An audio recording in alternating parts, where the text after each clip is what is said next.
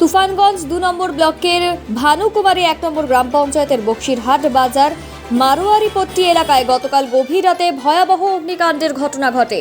ঘটনায় পুড়ে ছাই হয়ে যায় কাপড়ের দোকান, সেলুনের দোকান সহ প্রায় ৬০টি দোকান।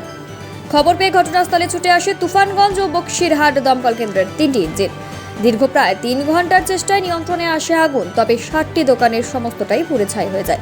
প্রাথমিকভাবে অনুমান করা হচ্ছে ইলেকট্রিক শর্ট সার্কিটের জেরেই অগ্নিকাণ্ডের ঘটনাটি ঘটেছে।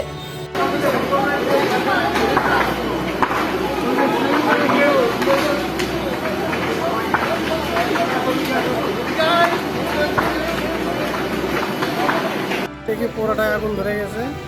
তারপরে ফায়ার ব্রিগেড আসছে, পুলিশ প্রশাসন সবাই আসছিল, তাও রক্ষা করতে পারেনি। আচ্ছা, কতক্ষণ অবধি আগুন জ্বলে? 2 ঘন্টা। কতগুলো দোকান পুড়ে গেছে? হ্যাঁ, কতগুলো দোকান ক্ষতিগ্রস্ত হয়েছে? 9টা দোকান পুড়ে গেছে, পার্টির সহ।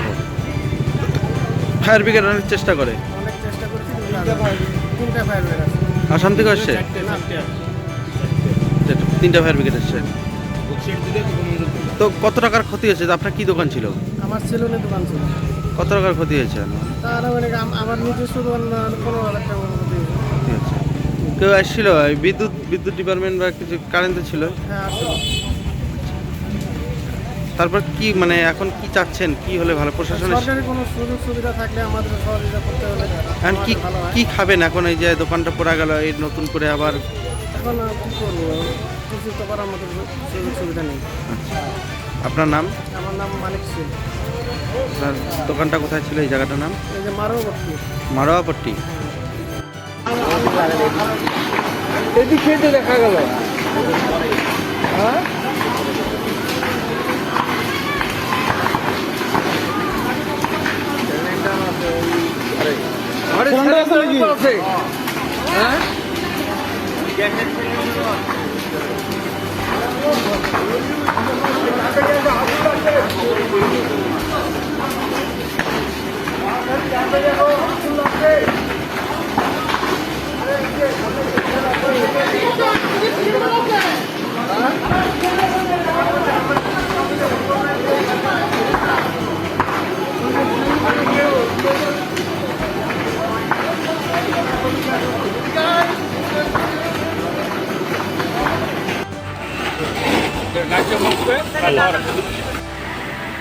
মৌমাছি তুই লাগা, তুই ইয়ে স্প্রে কর।